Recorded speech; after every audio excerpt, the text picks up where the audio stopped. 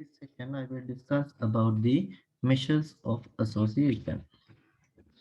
In many practical situations, we can identify various types of relationship between the variables. If you are finding out the variables, sometimes in most of the situations, we will be able to find out somewhat a relationship between the variables that we have considered.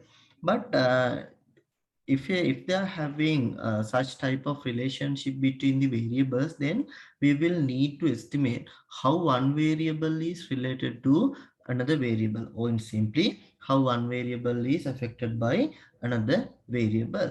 In that situation, we will use these measures of association. As an example, if you need to find out the relationship between the student's height and weight, then height would be one variable that we are considering, and weight would be another variable that we are considering. And if you need to, or if you are suspect that there is a relationship between the student's height and weight, then you can check for the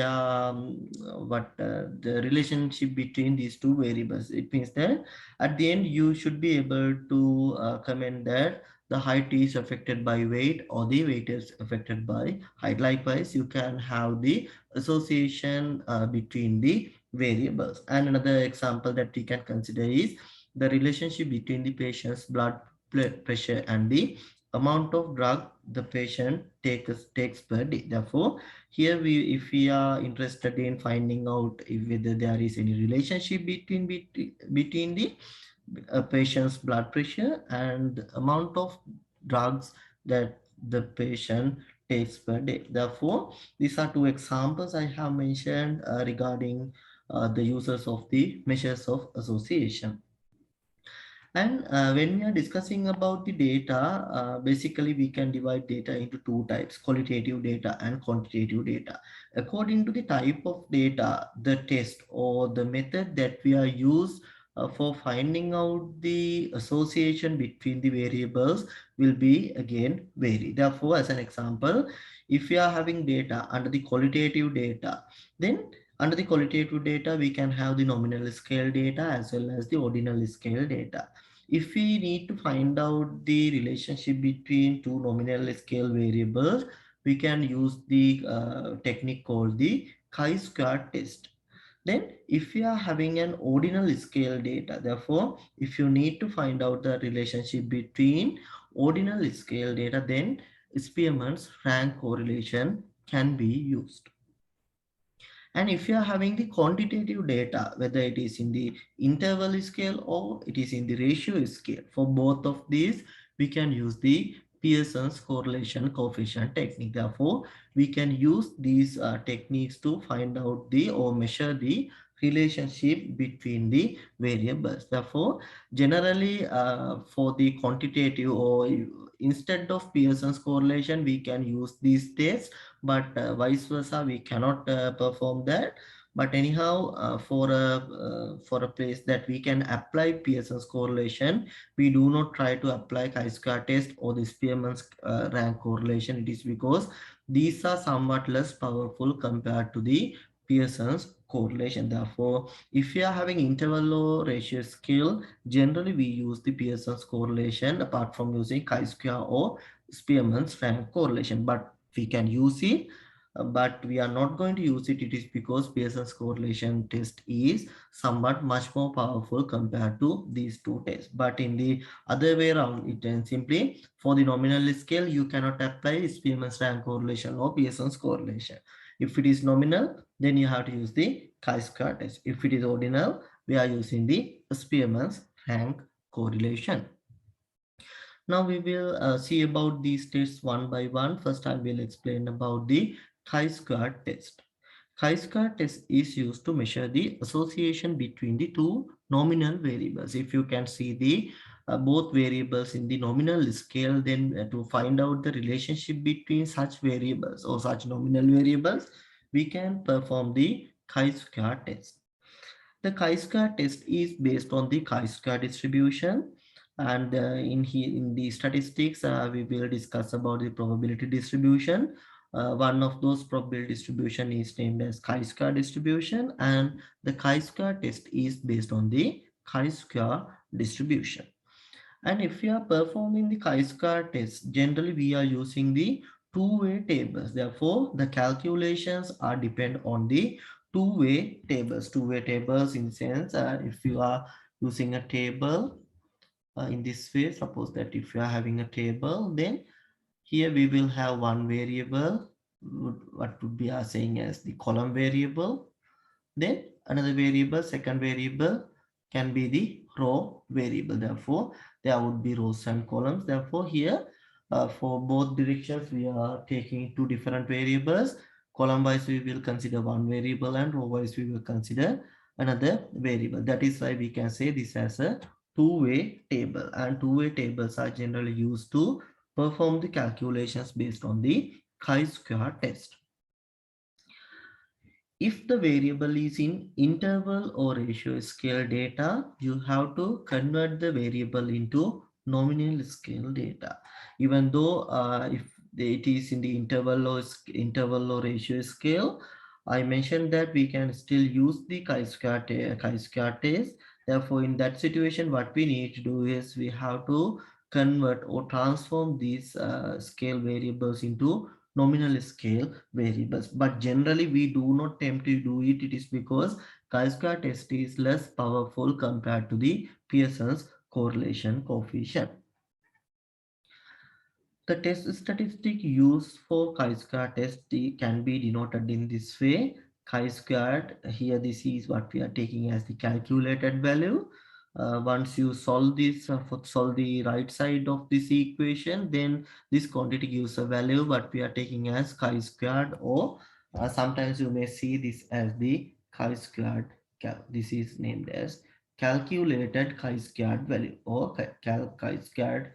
We generally say it as chi-square, but actually if you are obtaining, or if you are substituting the values for this equation, then you will get the chi-squared value.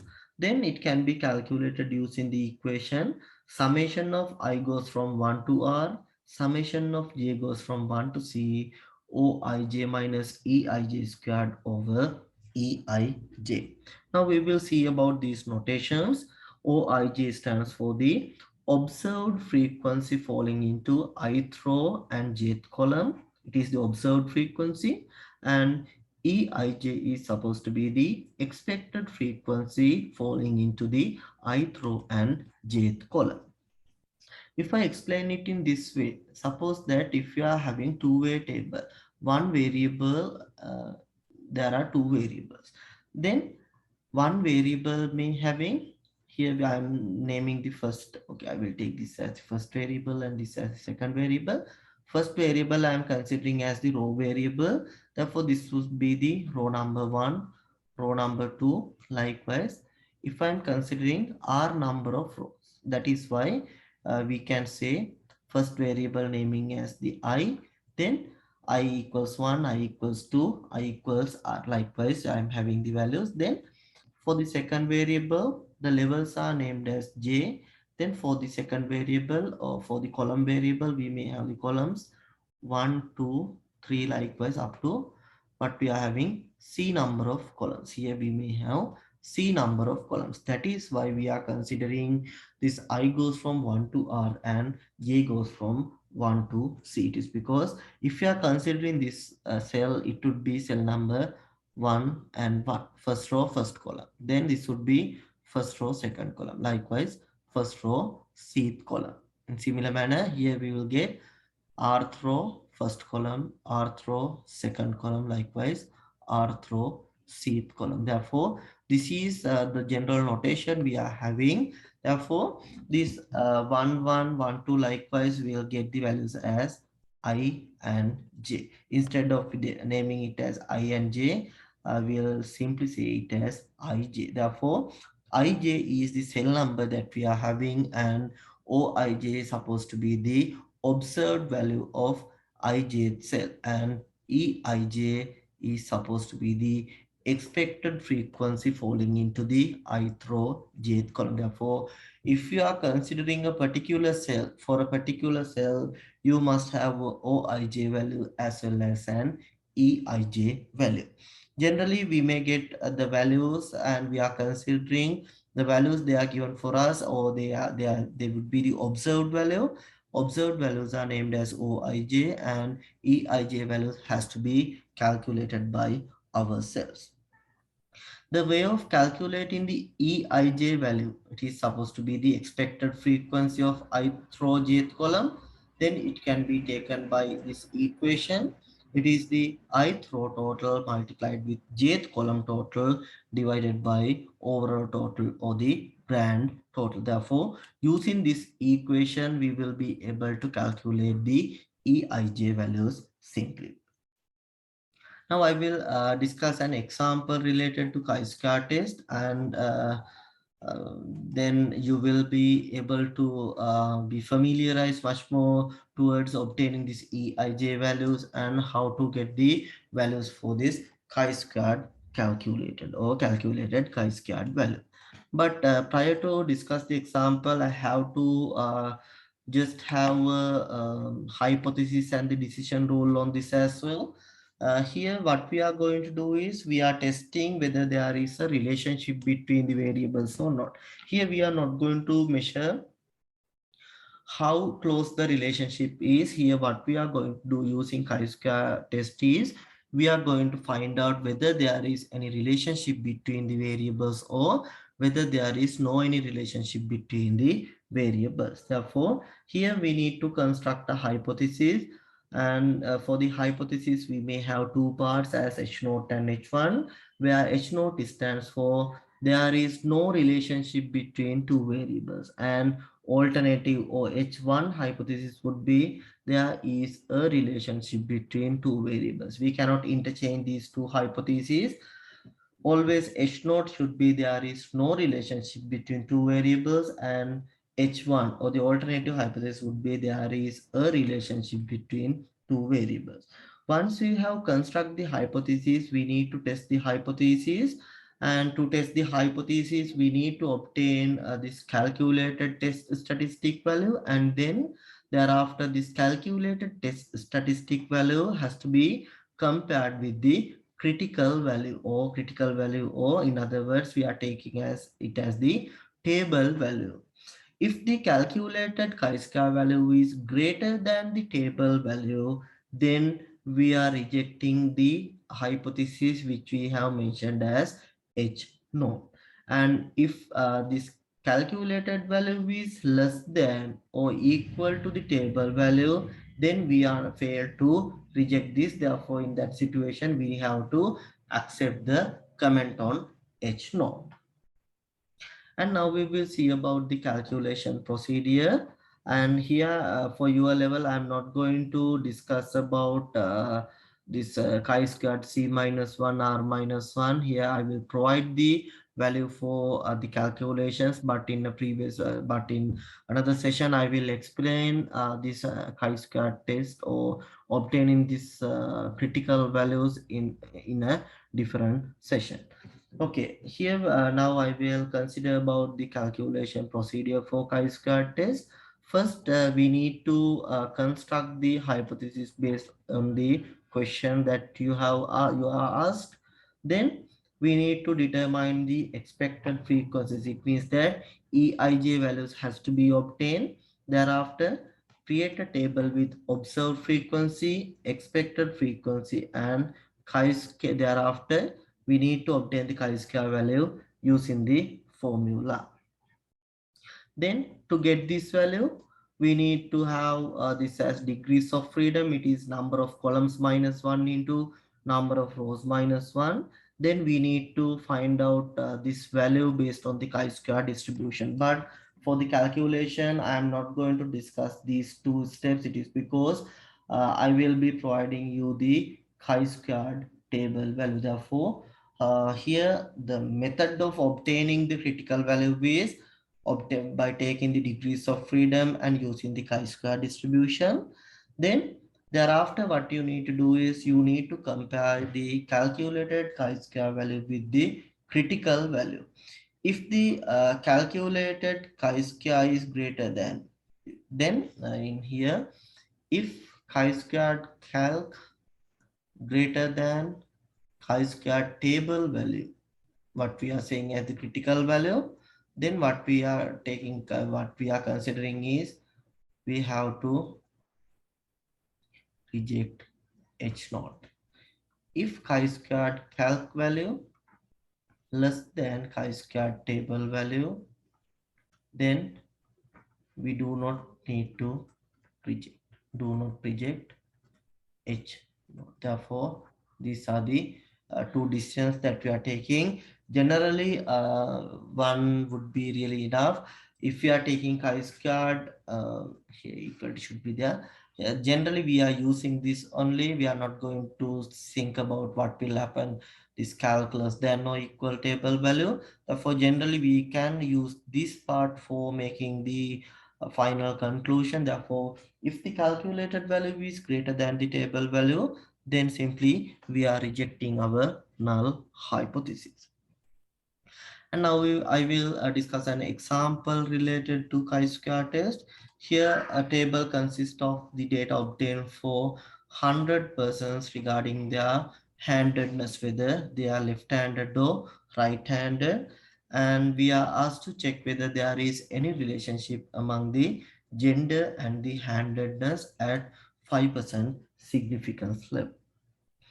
Now we can see that there are two variables, one variable named as the gender, and I have taken it as the row variable. Gender, it is male and female. Then handedness taken as right-handed and the left-handed. Here what we need to check is whether there is any relationship among the gender and the handedness. Therefore, we need to check whether there is any relationship between these two variables. Here for the handedness, we are having two levels, right-handed and the left-handed. For the gender also, we are having again two levels, female and male. The values or the counts obtained for the handedness and the gender is tabulated in this way. The 29 represent right-handed females, 11 represents left-handed females, 51 represents right-handed male, and 9 represents the left-handed males. Therefore, these are said to be the observed values that we can have for this calculation. Therefore, this would be O11, O12, O21, and O22. Therefore, without using the notations, we will try to do the calculation. Um, Therefore, first what I have to do is, first I need to construct the hypothesis. Therefore, I can construct the hypothesis. I have to mention both parts here, H naught and H1. Under the H naught, as given in the previous one as well, there is no relationship between two variables. Apart from writing two variables, now you can name what are those two variables that we are considering. Therefore, under the H naught, we can create that there is no relationship between gender and handedness. There is no relationship between gender and handedness. Then H1 would be the negation of this. It is simply we can say that there is a relationship between gender and handedness. Therefore, this is the first part of the calculation. It is constructing the hypothesis. Under the hypothesis, H naught and H1 is considered. Under H naught, no relationship. Under H1, there is a relationship between two variables. Now, as the next thing, what I need to do is I need to obtain the row totals and the column totals separately. Therefore, here I am having the counts in this way. Then first row total 29 plus 11 obtained as 40. Second row total 51 plus 9 obtained as 60. Then first column total 29 plus 51 obtained as 80. The first column total, second column total 11 plus 9 obtained as 20.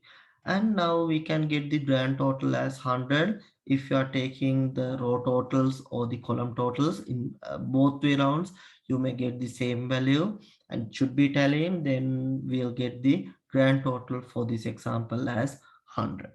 Now what we have to do next is we need to calculate the expected cell frequencies. These are supposed to be the observed cell frequencies. Here this is the first row, first column. Therefore, this is O11. Then O12, first row, second column. Then O21 equals 51. O 2 equals 9. Therefore, these are supposed to be the observed cell frequencies. And now we need to calculate the expected cell frequencies. Using this equation, we can calculate the expected cell frequencies. Now you can see that the values mentioned in red colors are supposed to be the expected cell frequencies. If I do the calculation for the first cell, I need to obtain the expected cell frequencies. To obtain the expected cell frequency, what I am going to consider is, suppose I'll just take it in this way.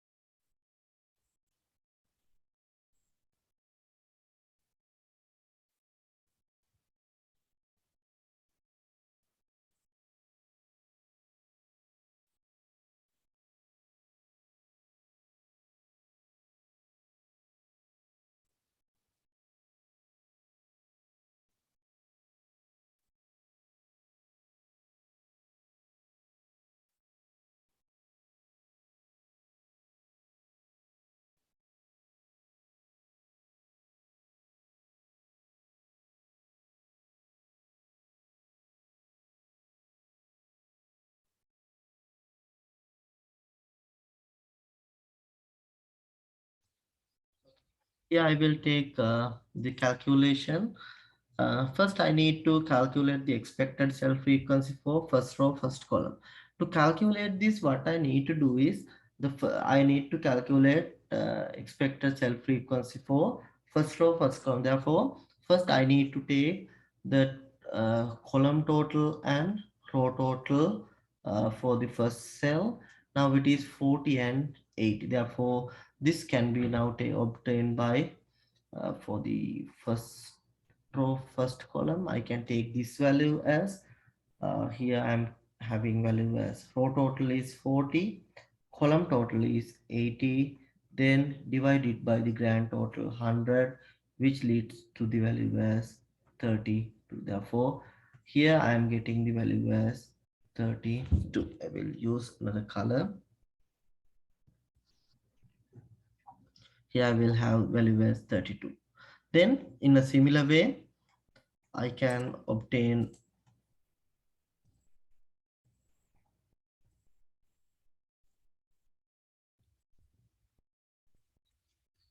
in a similar way, I can obtain all these values. Now here we can say it is 32. 32 is obtained as 40 multiplied with 80 divided by grand total. And to obtain this value 8, what I can do is here the cell contains value as 40 and 20.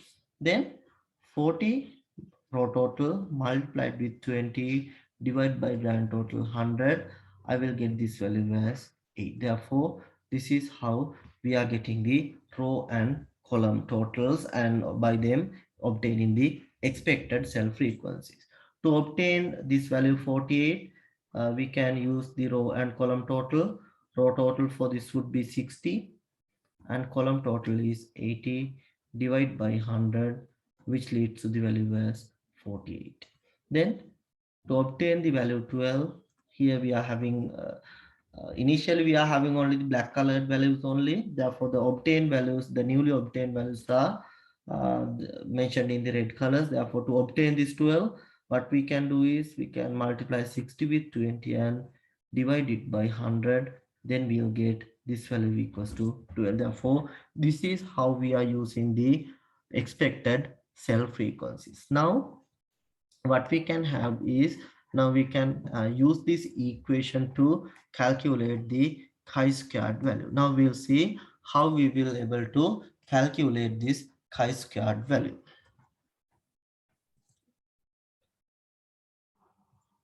To calculate the chi-squared value, we can use the equation provided here. Then here we can use them for the calculation. Then we can have OIJ, first row, first column value is taken, it is 29. Then 29 minus EIJ value is 32 minus 32. Then we need to take its square term and then EIJ is again 32. Then we need to take the summation, it plus. Then next value is, next observed value is 11 minus expected value is 8, square term has to be considered, then divide by EIJ value, it is 8. Next one, observed value is 51, expected value is 48. Here you can see 51 and 48, square term divide by 48, it is the expected value for this cell. Then cell number 4, observed value is 9, expected value is 12, square term has to be considered and then divided by 12. Then once you perform this calculation, you will get the calculated value in this form. Now you may see the, once you perform this calculation, you will end up with the calculated chi-squared value as 2.3438.